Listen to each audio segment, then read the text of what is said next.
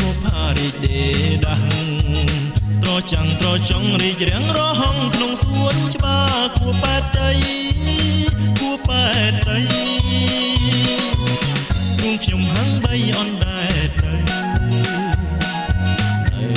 ជាមួយព្រះចន្ទ្រាកំពុងវេទនាដែលខ្ញុំក្រំគ្រាជាយូរមកហើយ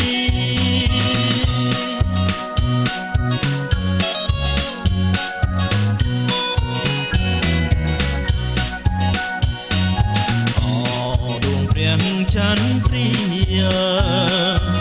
ព្រោះខ្ញុំវេទនាអត់ស្បើយ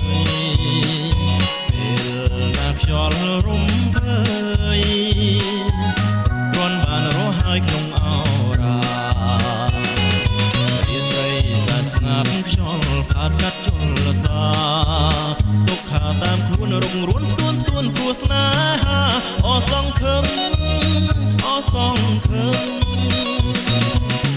ចូលគ្លៀងរលឹមព្រោះសំដីហើយណាទៅផុតទុកព្រោះបានជួបមុខស្រីដែលខ្ញុំទុកជាគូជីវិត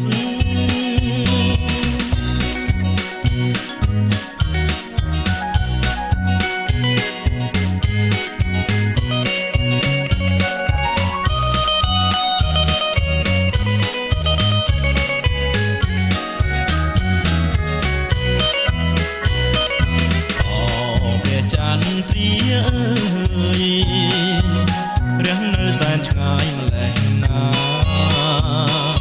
ខ្ញុំអង្គុយឯកាគួយគុណចន្ទថ្លាឯណាដឹង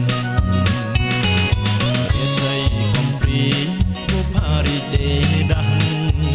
ត្រចាស់ត្រចង់រីរាំងរហងក្នុងសួនច្បារគួប៉ែតៃ